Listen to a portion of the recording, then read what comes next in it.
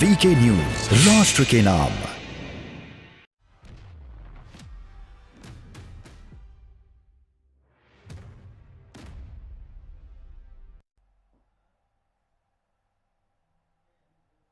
नमस्कार, आप देख रहे हैं वीके न्यूज। मैं हूं सुनील राउत। प्रधानमंत्री नरेंद्र मोदी ने काशी विश्वनाथ कॉरिडोर के लोकार्पण के दौरान एक ऐसा बयान दे दिया है जिसके बाद एक नई बहस जन्म ले सकती है।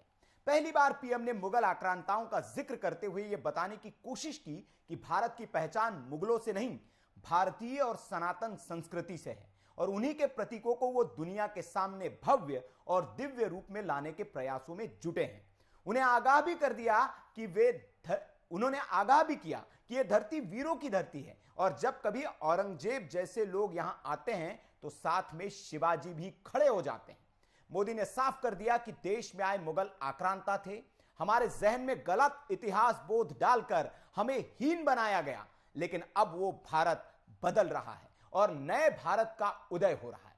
इसलिए आज सवाल देश का है में बात इसी पर कि क्या देश से उन आक्रांताओं की निशानियां अब हटेगी जो देश की राजधानी की सड़कों पर इस देश को चिढ़ा रही है।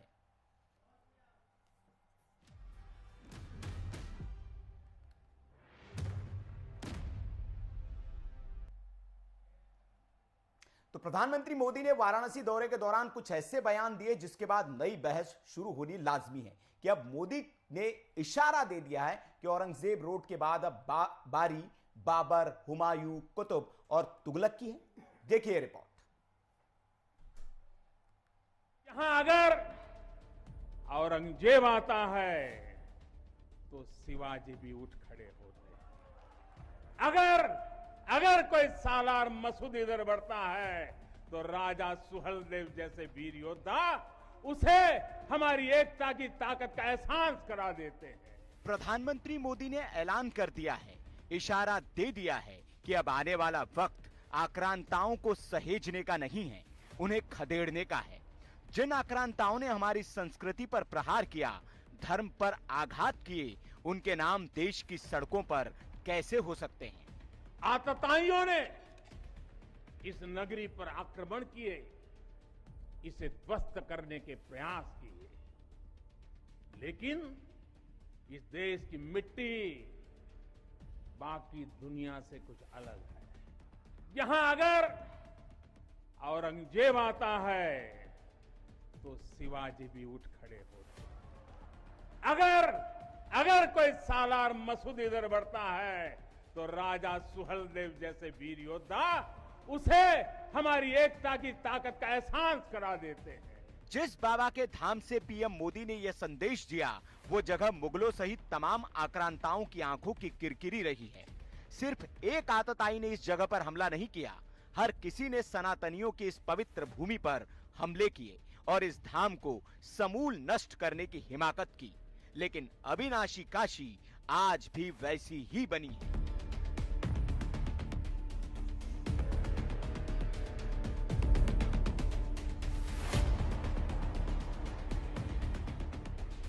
आध्यात्मिक और धार्मिक नगरी काशी के इस विश्वनाथ मंदिर पर कई बार हमले हुए, इसका नामो निशान मिटा देने की कोशिश की गई, लेकिन इस पवित्र नगरी के कण कण में बसे भोले पर लोगों की आस्था ने इसे हर बार खड़ा कर दिया।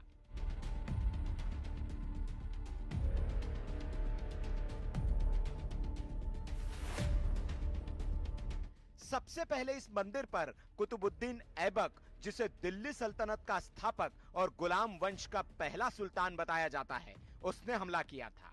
ऐबक का इतिहास लूटपाट और खून खराबे से भरा रहा है। कुतुबुद्दीन ऐबक के मन में हिंदुओं के खिलाफ जहर भरा हुआ था। 1194 में इसने काशी विश्वनाथ मंदिर पर भी हमला किया था।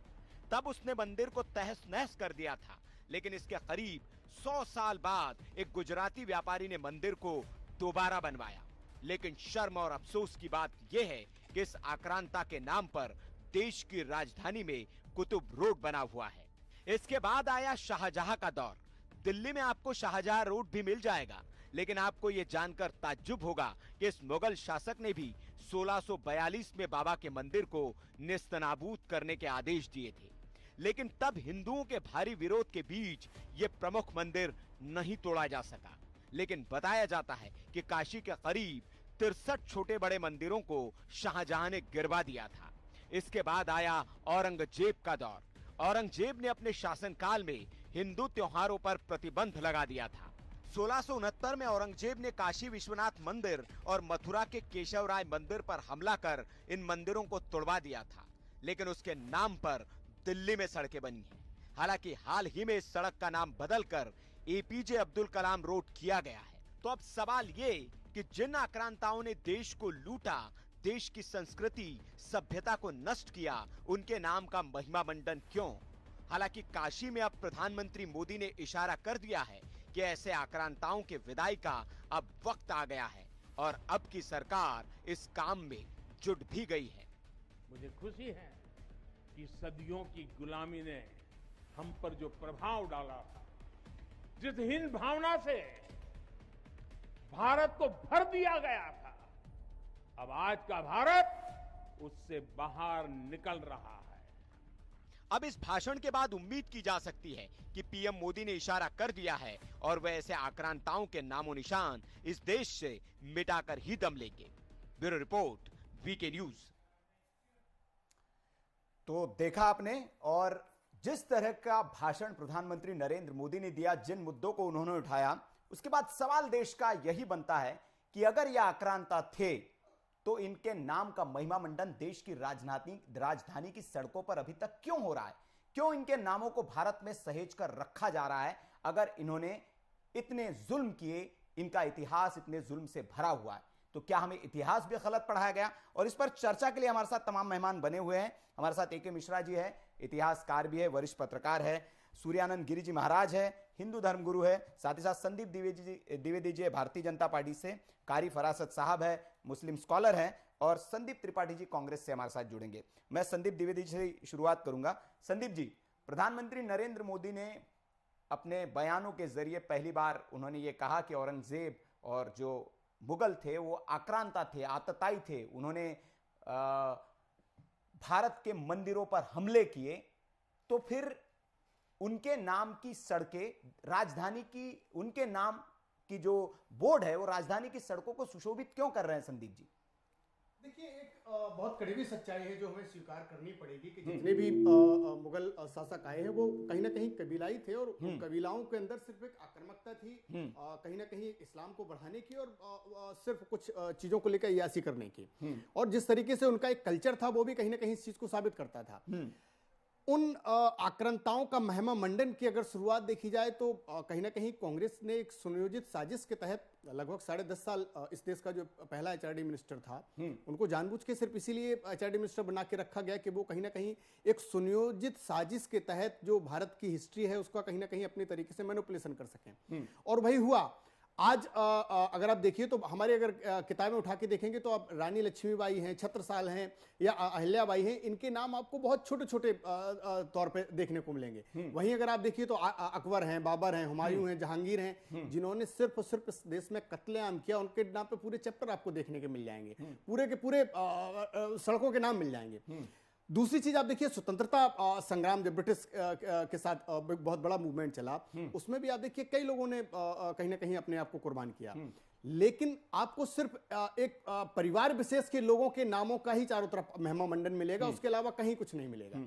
ये एक साजिश थी। साहब, अब आपको मौका मिला है, सिर्फ भाषण देने से या ये बात कहने से होगा, या फिर इसको करेक्शन करना होगा, आपको ठीक करना होगा? देखिए, करेक्शन हम कर रहे हैं या नहीं कर रहे हैं ये कहीं ना कहीं देश की जनता बहुत अच्छे से जानती है, और आज कहीं ना कहीं इसीलिए वो लोग बौखलाए भी हुए हैं कि वो अब इस तरह के सरकार पे आरोप भी लगाते हैं कि ये तो सिर्फ नाम बदलने वाली सरकार है, जबकि उन्हें ये पता नहीं है कि ये सरकार नाम के साथ साथ इतिहास भी बदलती है, और विकास के नाम पे हमने इतिहास बदल के दिखाया है। जैसे आपने एक दिल्ली की सड़कों का जिक्र किया, देखिए दिल्ली की सड़कों को मैं लेके आपको स्पष्ट बता दूं कि नाम बदलने की एक प्रॉपर प्रक्रिया है जिसमें राज्य सरकार का एक बहुत बड़ा रोल रहता है, और फाइनल जो नोटिफिकेशन है वो राज्य सरकार ही जारी करती है।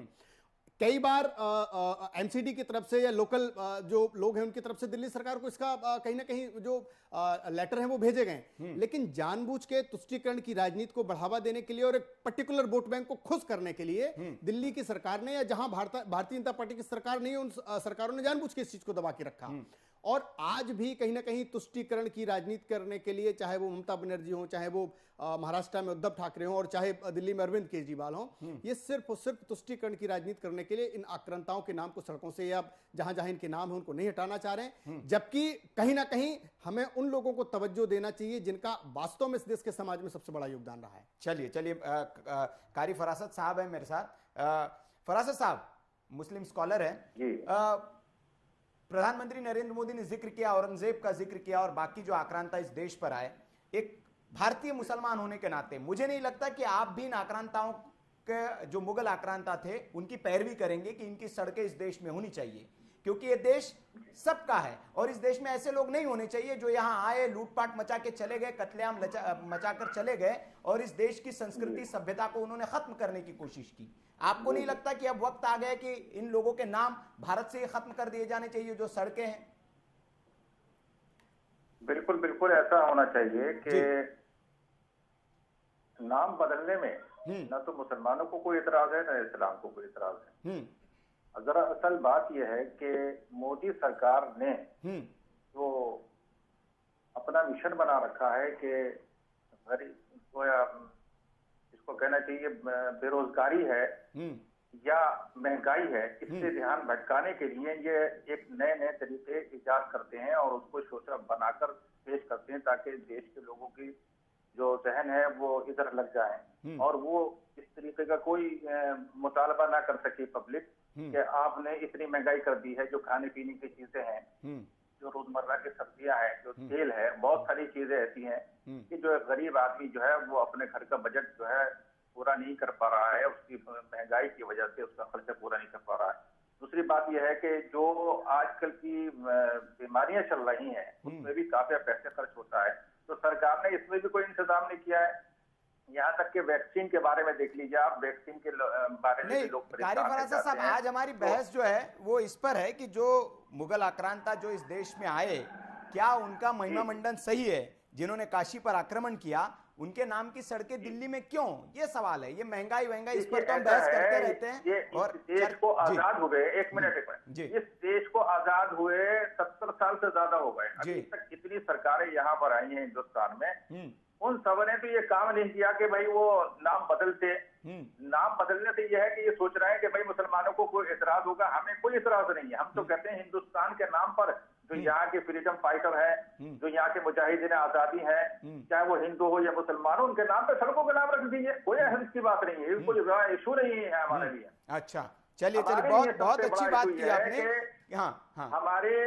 हमारे देश के अंदर जो गरीब तबका है वो पिसा जा रहा है महंगाई की वजह से। हर चीज महंगी होती जा रही है, बच्चों की तालीम पीछे रह गई है। अभी कोविड दौर गुजरा है, उसके बाद चलिए इस पर मैं जवाब लूंगा, लेकिन बहुत अच्छा लगा मुझे कारी फरासत साहब कि आपने कहा कि मुगल आक्रांता थे, लुटेरे थे, ये माना आपने, और आपने कहा कि इनकी निशानियां नहीं होनी चाहिए। ये अच्छी बात लगी मुझे। हमारे साथ जी देखिए ऐसा है, मैं बताऊं आपको, ये सारी की सारी चीजें हमें कोई एतराज नहीं है, आप नाम बदल लिए। हम वो इतिहास क्या रहा वो बहुत पहले की बात है। हम ये कहते हैं कि आप जो है मुसलमानों को इसका विरोधी ना समझे। मुसलमान इसका कोई विरोध नहीं करते। बिल्कुल बिल्कुल कारी फरासत साहब, इसीलिए मैं कह रहा हूं कि बहुत अच्छा लगा कि आपने ये माना कि मुगलों से आपका कोई लेना देना नहीं, वो तो लुटेरे थे, इस देश में आए थे, लूट लाट के चले गए। ये मान रहे हैं आप, ये बहुत मतलब अच्छी बात है। इस देश का मुसलमान देख रहा होगा, क्योंकि कई लोग हैं, आपने देखा होगा कि कई आप ही की जमात के कई लोगों कहते हैं नहीं ये तो हमारे बाप दादा थे, ये उनकी निशानियां हैं, देख लीजिए इस देश पे उन्होंने 800 साल तक राज किया। तो महिमा मंडन करते, अपने बाप दादा बताते हैं उनको। लेकिन ये अच्छी बात लगी कि आपने माना कि वो लुटेरे थे, डकैत थे, कोई ताल्लुक नहीं उनसे इस देश के मुसलमान। ये सबसे बड़ी खुशी की बात होगी, जैसे कि अभी आपने फरमाया कि एपीजे अब्दुल कलाम के नाम पर रोड रखा गया, तो ऐसी हस्तियां हमारे हिंदुस्तान में हैं जिन्होंने हिंदुस्तान को आजाद कराया अंग्रेजों से, उनके नाम पर रोड होना चाहिए। चलिए AK मिश्रा जी है, इतिहास के जानकार भी है, वरिष्ठ पत्रकार भी है, राजनीतिक विश्लेषक भी है। मिश्रा जी, प्रधानमंत्री मोदी ने जिस तरह से जिक्र किया, क्या अब हम ये माने कि जो पिछले की सरकारें रही, हाल फिलहाल में हम देखें कई ऐसे बयान आए, एक गीतकार है अगर वो इन मुगलों को लुटेरा और डकैत कह देता है, तो एक जो लॉबी है इस देश में किस तरह से उस पर टूट पड़ती है और उसके साथ क्या होता है सबने देखा। उसने सोशल मीडिया पर अपना आके दर्द भी बयां किया। तो अब जो एक प्रधानमंत्री नरेंद्र मोदी ने कह दिया कि अब नया भारत आया है और जो हमारी जहन में जो बातें डाली गई थी उससे निकलने का वक्त है और आगे बढ़ने का, और भारत इससे आगे निकल रहा है। तो क्या अब लगता है आपको कि ये जो सड़कें हैं दिल्ली की राजधानी, देश की राजधानी पर जो चिढ़ा रही है भारतीयों को, इसके भी हटने का वक्त आ गया और इस पर जल्द से जल्द कार्रवाई होनी चाहिए? बिल्कुल होनी चाहिए। देखिए, और सबसे बड़ी जो खुशी की बात है, ये क्या कम उपलब्धि है देश की जनता के लिए कि अपने देश का राष्ट्राध्यक्ष कम से कम जिक्र करने की, पब्लिक में, ओपन पब्लिक में जिक्र करने का उसने साहस तो दिखाया। इसके पहले तो साहस ही नहीं होता था कि कोई जिक्र कर दे, कोई सोच ले। रही बात आप वो जो कौन से गायक या उसका बता रहे थे कि उसने सोशल मीडिया पे आके किया, मैं आपको बताऊं, बंगाल में आप जब यहाँ पे अंग्रेज घुसे थे बंगाल में, तो जो मीर जाफर था वो भी दोगला था, वो यहाँ का नहीं था, वो अरब से आया हुआ था। मेरे कहने का मतलब कुछ ऐसी नाजायज गद्दारों की औलादें पड़ी हुई हैं जिनको कि इन सब चीजों से बहुत दुख होता है। वो ऐसा लगता है ना कि जैसे वो विधवा हो गए। अगर आप बोलिए कि हिंदू संस्कृति की बात करिए, यहाँ के मतलब इस धरती से जो चीजें उत्पन्न हुई हैं, अगर उनकी बात करिए, उनकी तरफ लौटिए, तो उनको गर्व महसूस नहीं होता है, उनको उसमें शर्म महसूस होती है। और रही बात ये जो मौलवी साहब बैठे हुए हैं, ये रोजगार वगैरह की बात कर रहे थे, इस लॉबी के लोग जो लोग बोलते हैं कि भाई सड़कें नहीं बदलनी चाहिए, मुगलों को आप लुटेरा मत बोलो, मैं उनको बता दूं, पूरे दुनिया की जो जीडीपी है, पूरी इकोनॉमी है, वो 90-95 ट्रिलियन है। उसमें से 55 ट्रिलियन भारत की है जो कि लूट के गई है। भैया, ये मुगलों को तो हमने, इस देश ने 55 ट्रिलियन की दौलत दे दी, तब भी तुम भिखारी बने पड़े हो। तो क्या गारंटी है कि हम तुमको नौकरी दे देंगे, रुपया पैसा फ्री में दे दे, कैसे भी दे दे, तुम तब भी नहीं संभाल पाओगे। तुम्हारे अंदर संभालने की औकात नहीं है, कुवत नहीं है। तुम पहले भी ऐसे लोग, इस मानसिकता के लोग जहालत में रहते थे। आप अफगानिस्तान देख लो, जितने इस मानसिकता के जितनी भी कंट्री हैं, जितने भी लोग हैं, ये तब भी जहालत में थे, आज भी जहालत में है। इनके हाथ में सुख समृद्धि, रुपया पैसा, इज्जत मान सम्मान देना बंदर के हाथ में उस्तरा देने के बराबर है। इतिहास से मैं कई घटनाएं बताऊंगा। मैं आपको एक चीज बताता हूं, मीर जाफर यानी वहां पे अली वर्दी खां, जब वो वहां बंगाल के नवाब थे, तो बंगाल एक सबसे समृद्ध था। उसके बाद आप देखिए उसकी पीढ़ियों में जो हुआ, इतना समृद्ध था कि एक जगत सेठ था वहां पे। इतिहास में बोला जाता है कि उसके जैसा बैंकर उस वक्त फ्रांस और लंदन में नहीं था, पूरे यूरोप में नहीं था, अकेले उस जगत सेठ के पास इतना पैसा था। वहां के शासकों ने उसके पैसों को भी उड़ा दिया, अपनी जो है जमींदारी, जो राजशाही थी, जो बादशाही, सब उड़ा करके खत्म कर दिया। तो इनके हाथों में हुनर नहीं है किसी चीज को संभालने के लिए। इनके हाथों में कुछ भी नहीं जाना चाहिए, न सुख न समृद्धि। ये जो लोग हैं, यही लोग ये कहते हैं कि मुगल काल जो था इस देश में, वो तो स्वर्णिम काल था। इतिहास में पढ़ाया भी जाता है। वो कहते हैं कि कुतुब मीनार तो हमने बनाया है, ताजमहल तो हमने बनाया, आपने क्या बनाया? ये सवाल उठाया जाता है। मैं बता रहा हूं, देखिए, मुगल काल भारत का गोल्डन एज कब बोला जाता है? जिसको इतिहास का ज्ञान ना हो, जिसको मैनिपुलेट करना हो, जो नाजायज औलादे हैं, 1st सेंचुरी से 4th सेंचुरी के बीच को स्वर्ण काल बोला जाता है। साउथ में उस वक्त चोल चालुक्य वगैरह थे, इधर सब विक्रमादित्य वगैरह ये सब थे।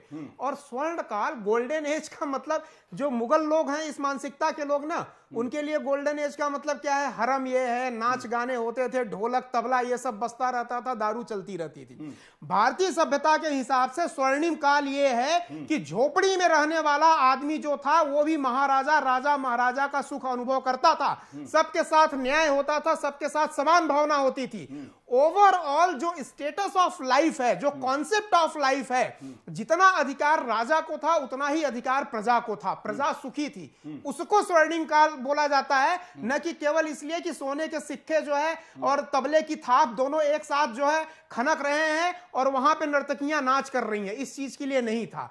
उस वक्त की भावना थी, उस वक्त दैहिक, दैविक, भौतिक तीनों तरीके की समृद्धि थी, यहां पे सब सुरक्षित थे। तो कॉन्सेप्ट यहां पे गोल्डन एज का ये है, न कि ये है कि हमने 7,000 करोड़ का, इन्होंने, आप ये बताइए मुझे, ये ताजमहल बनवाया, और भारत के गुलाम होने में सबसे बड़ा रोल ताजमहल के ऊपर खजाना लुटाने का है।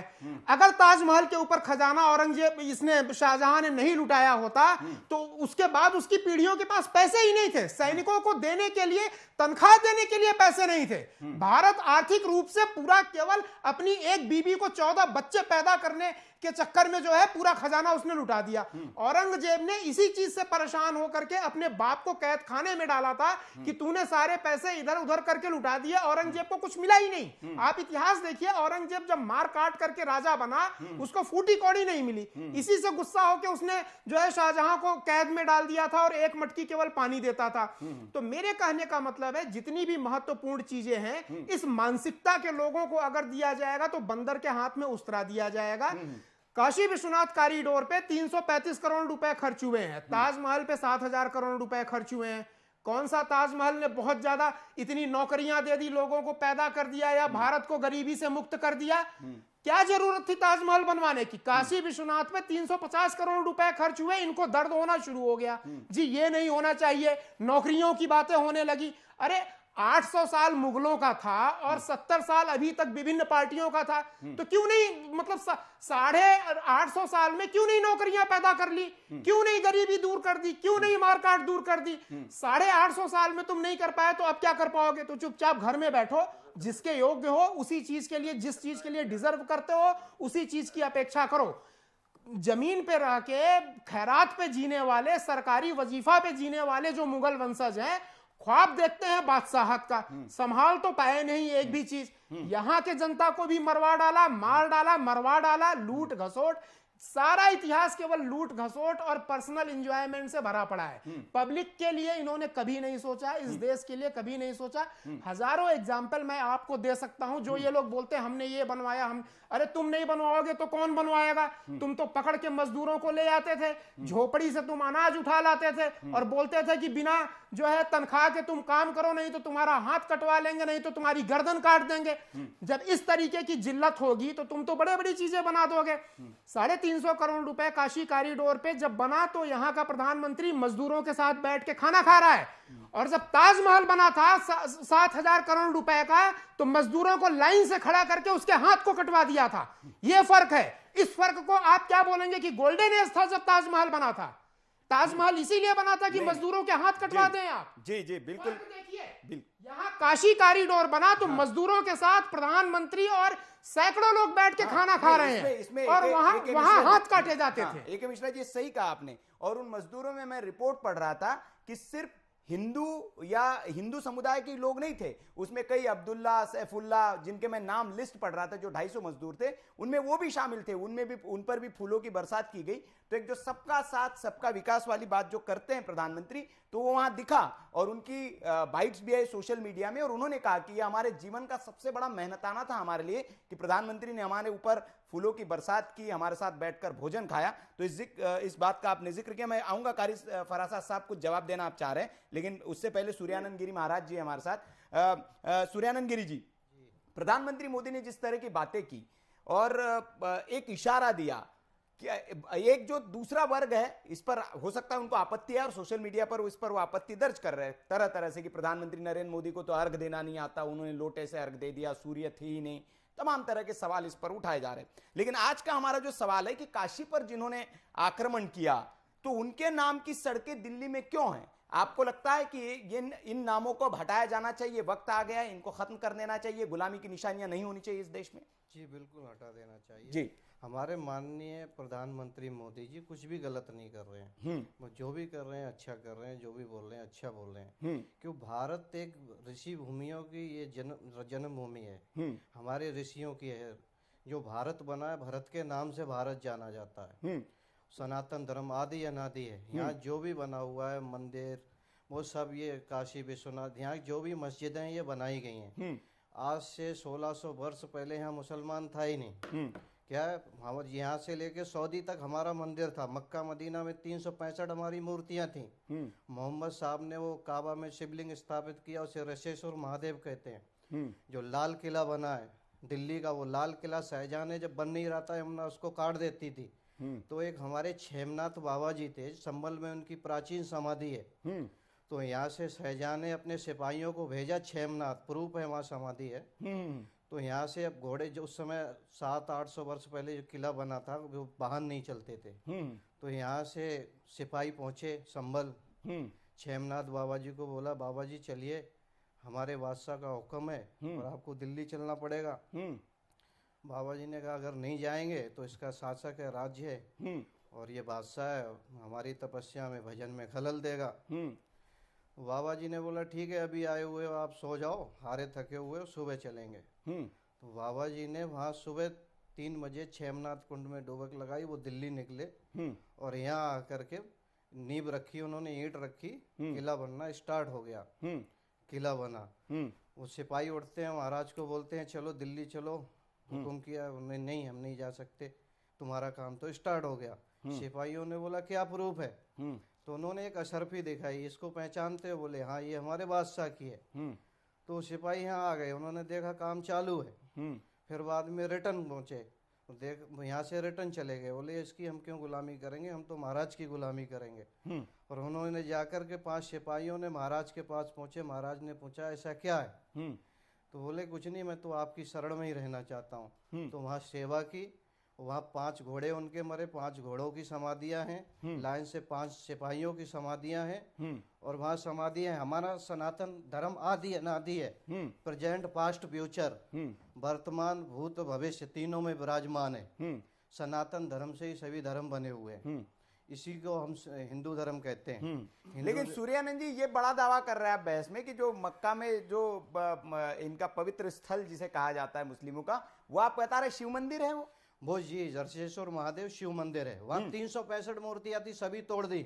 उस मूर्ति को भी तोड़ा जा रहा था। तो आवाज आ गई ठहर जाओ मोहम्मद, मैं ही तुम्हारा रब हूँ। बोले हमारे रब हो तो मुझे दिखते क्यों नहीं? बोले नहीं देख सकते, क्यों? मैं परमात्मा हूँ, ईश्वर हूँ, एक प्रकाश हूँ। तो भारत में जो भी मस्जिदें बनाई गई हैं ये सब ज्यादातर मंदिरों को तोड़ के बनाई गई। मुस्लिम शासक में जब भारत गुलाम रहा है और इनसे संभला नहीं देश, अंग्रेजों को दे दिया, अंग्रेजों ने लूट लिया। तो माननीय मोदी जी नाम बदल रहे हैं या मंदिर बना रहे हैं या मथुरा में जो भी है, मथुरा की मस्जिद है। कारी साहब मैं आ रहा हूं आपके पास, आपको मौका दूंगा। कारी साहब आप जवाब दीजिएगा, पहले मैं सूर्यानंद गिरी जी की बात सुन लूं पूरी। जी बोलिए। जो भी हमारे धार्मिक स्थल है वहां तोड़ के इन्होंने अपनी मस्जिद बनाई। अब जैसे मथुरा का मुद्दा चल रहा है, जो मथुरा का मेन गर्भगृह है, मस्जिद बनी है, वहां पे था हमारा, उधर से निकले थे। रात को जब जंजीर खुली थी तो उधर से गए थे। तो मैन इसी तरीके से बनारस में हमारा जो मेन शिवलिंग है उसको तो तोड़ ताड़ के कुएं में डाल दिया है, वो कुएं में पड़ा हुआ है। ये तो बात का शिवलिंग रखा हुआ है, उसका भजन पूजन हो रहा है। अभी तो बहुत कुछ बाकी है। माननीय मोदी जी कुछ भी गलत नहीं कर रहे हैं। जो नाम बदल रहे हैं सही बदल रहे हैं और बदलना चाहिए। जो भारत का है, भारत के देश के साथ खड़ा है, भारत की देश की सेवा करता है, जो भारत हमारे भारत के नाम को आगे बढ़ाता है, उसके नाम से रोड का नाम रखना ठीक है आप कह रहे हैं कि ये होना चाहिए और इसके लिए पहल करनी चाहिए। मिश्रा जी कुछ कह रहे हैं, फिर मैं कारी साहब आपके पास आता हूँ। एक बड़ा हिस्टोरिकल मतलब पास्ट की इकोनॉमी की मैं बात करूं, देश में एक मिथ है कि मुगल के टाइम पे हमारी इकोनॉमी 25% ग्लोबल जीडीपी थी। मैं कुछ सवाल पूछता हूं, इतना गलत। मैं आपको बताता हूं मुगल के अंदर कौन सा बहुत बड़ा एंटरप्रेन्योरशिप था, जरा मुझे बताइए। कौन सी बहुत बड़ी इनके अंदर कला थी? अगर ये जन्मजात पीढ़ी दर पीढ़ी एंटरप्रेन्योरशिप होता, वेल्थ क्रिएशन की टेक्निक होती, या ये वास्तु या शिल्पकार होते, तो आज की डेट में अफगानिस्तान ये नहीं होता। अफगानिस्तान, सीरिया, आप कहीं पे भी पकड़ लो जितने हैं, इनके जेनेटिक्स में नहीं है ये सब पॉजिटिव चीजें। ये कर ही नहीं सकते। ये 1400 सालों में पूरे मुस्लिम कंट्री में ये कुछ नहीं कर पाए हैं और आगे भी ये 14 साल कुछ नहीं कर पाएंगे। ये केवल जो चीजें बनी हुई हैं उसको तोड़ना फोड़ना। लेकिन मिश्रा साहब वो कैसे कि सऊदी अरेबिया देख लीजिए, इतना संपन्न देश हमने बना लिया। सऊदी अरेबिया एक भी वहां का बिजनेसमैन नहीं है, काफिल होता है। सारे एंटरप्रेन्योरशिप स्किल की जो मैं बात कर रहा हूं, स्किल सेट की, वो इनके अंदर है ही नहीं। एक भी एंटरप्रेन्योर आप देखिए सऊदी अरेबिया का नहीं है। नेचुरल तेल मिला है, सारे कंपनी बाहर के हैं। जो कारीगर हैं, चाहे हिंदू हो चाहे मुसलमान हो, इंजीनियर वगैरह डॉक्टर भारत के हैं, दूसरे देशों के हैं। आप मुझे ये बताइए, जरा मुझे बताइए, मुगलों ने कौन सा ऐसा बड़ा सुधार का काम किया जिसके कारण इकोनॉमी में बूम आ गया? मुझे बताइए। मुगल करते क्या थे? सारे इकोनॉमिस्ट एंटरप्रेन्योर तो यहाँ पे जन्मजात पीढ़ी दर पीढ़ी जो यहाँ के लोग थे वो लोग थे, कला में माहिर थे, हर चीज में माहिर थे। मुगल तो केवल तलवार के दम पे जजिया लगाते थे और इंपॉर्टेंट जगहों पे, बंदरगाहों पे कब्जा करके वहां से टैक्स वसूला करते थे।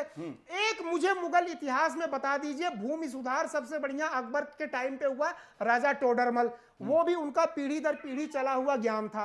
आप मुझे बताइए ना, नॉलेज ओरिएंटेड एंटरप्रेन्योरशिप या कोई शिल्पकार, इन्होंने खेती करना तो ये 1400 साल में सीख नहीं पाए हैं अरब में और गल्फ में। आप मुझे बताइए कितने बीघे में खेती ये लोग करते हैं? दुनिया में खेती सबसे पुरानी विधा है, ये आज तक खेती करना, अन्न पैदा करना ये लोग सीख नहीं पाए हैं। तो इनके अंदर कौन सा स्किल सेट है, जरा मुझे बताएं कि इनके अंदर भारतीय के इतिहास में ये बहुत बड़ा एंटरप्रेन्योर पैदा हुआ, ये बहुत बड़ा शिल्पकार था, ये था, वो था, कुछ नहीं। इन्होंने यहीं की दौलत को जजिया टैक्स से लूटा, लूटने के बाद यहां से लेके भी गए, वहां पे भी ये कुछ नहीं बनवा पाए, क्योंकि हुनर तो था नहीं, पैसा अकेले काम नहीं करेगा। ये अकबर ग्रेट कैसे हो गए? इतिहास में तो हमने यही पढ़ा स्कूलों में कि अकबर तो महान था। हाँ, तो वो किताबों में काला अक्षर भैंस बराबर इसीलिए बोला जाता है ना, क्योंकि वहां पे अकबर को, मैंने बताया, कुछ नाजायज औलादे पड़ी हुई हैं, तो वो अपने बाप दादाओं का गुणगान तो करेंगी, लेकिन सवाल ये है कि हम जो बचे रह गए भारत में, कुछ 1% को छोड़ के,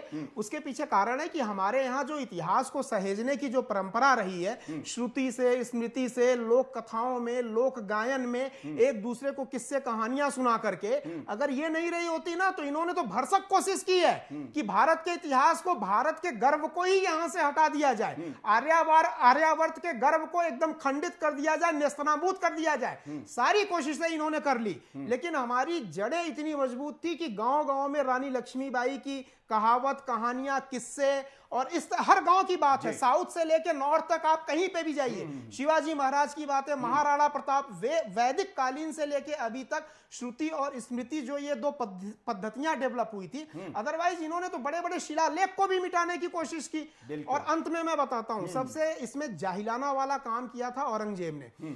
लास्ट में हमारी परंपरा इतनी मजबूत जड़े थी कि औरंगजेब ने थक हार के अपनी तलवार रख दी और बोला कि भारत को मैं काफिरों से, हिंदुओं से मुक्त नहीं कर सकता हूं, क्योंकि एक तरफ जाता था, दूसरे तरफ वो और परेशान हो जाता था।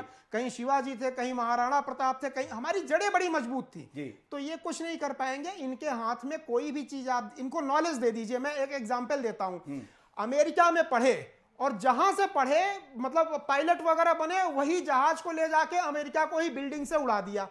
आप इनके हाथ में कोई हथियार दे दीजिए, ये रक्षा नहीं करेंगे, ये दूसरों को मारने चल देंगे, चाहे वो तीर कमान हो, चाहे तलवार हो, चाहे AK-47 हो। पूरी दुनिया का 1400 साल का इतिहास उठा के देख लीजिए। नहीं, लेकिन मिश्रा साहब ऐसे नहीं कह सकते हम। अब्दुल कलाम साहब भी है, देखिए, अपवाद हर जगह होता है, जो है उनको इज्जत मिली। दारा शिकोह का नाम बड़ी इज्जत के साथ हिंदू और मुसलमान भी लेते हैं। रस खान वगैरह ये सब जो थे, जो वाकई में डिजर्विंग थे, जिनके अंदर टैलेंट था, तो हिंदू समाज या यहाँ के और भी सारे समाज उनका नाम बड़े इज्जत से लेते हैं। लेकिन दारा शिकोह का नाम कट्टरपंथी लोग कभी नहीं लेंगे, वो काफिर था, उनके लिए वो काफिर था। जो ज्ञान की बातें करे, जो बहुत सारी चीजों को ट्रांसलेट करा रहा था, जो मानवता की बातें करे, वो उनका नाम ये नहीं लेंगे।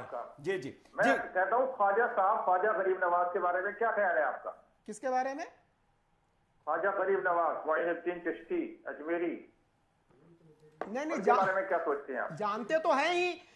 देखिए, मैं बताऊं, एक टोली जब लुटेरों की आई थी, सुन लीजिए, तो उनके साथ भी कुछ ऐसे सॉफ्ट तरीके से चीजों को करवाने के लिए, इंप्लीमेंट करने के लिए, आप इतिहास उठा के देख लीजिए क्या है। अब उसको बोलने और कहलाने की जरूरत क्या है? आपके बोलने से कोई समझने वाला नहीं है। उनका भी इतिहास भरा पड़ा है साहब, उसको छुपाने की कोशिश मत करिए। नहीं, फरासत साहब आप बोलिए। सच्चाई नहीं मालूम आपको कि ख्वाजा साहब ने हिंदुस्तान में आने के बाद जो भाईचारा पैदा किया, वो एक मिसाल है। आज भी उनकी दरगाह पर हिंदू मुसलमान सब जाते हैं। फरासत साहब, मैं ये जानना चाह रहा हूँ, ये भाईचारा खराब किसने किया था?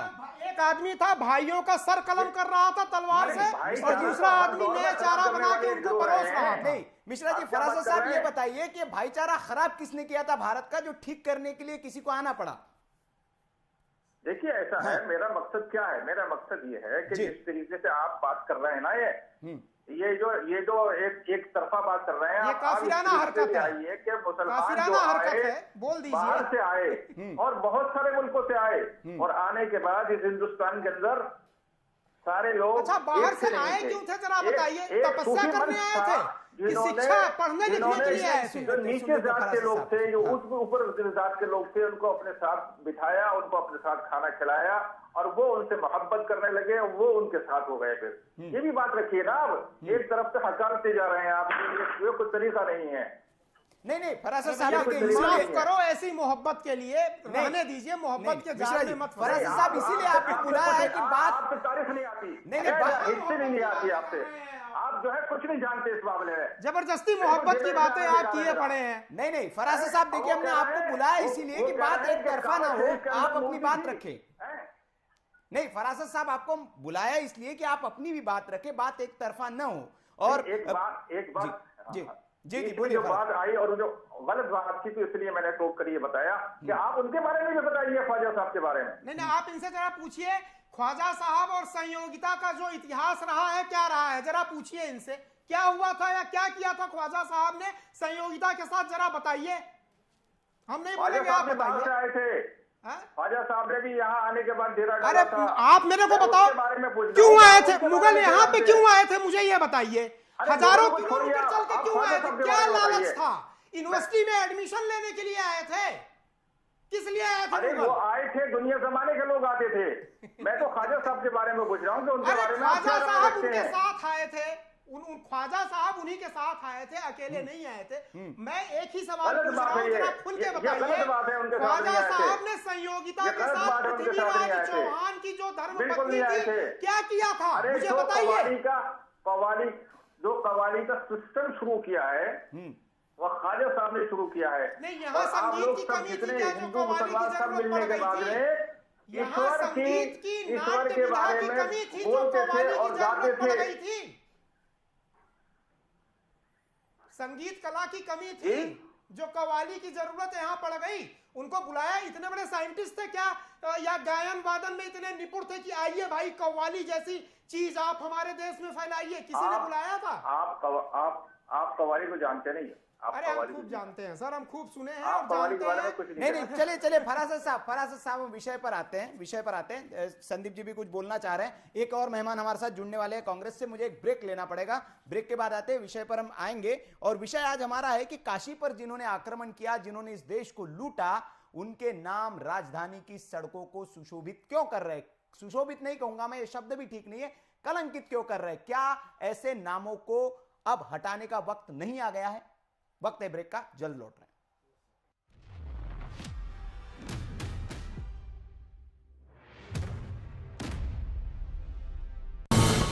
ये है ड्रीम मीडिया नेटवर्क और आप देख रहे हैं देश का पहला 24/7 digital news channel VK news, राष्ट्र के नाम।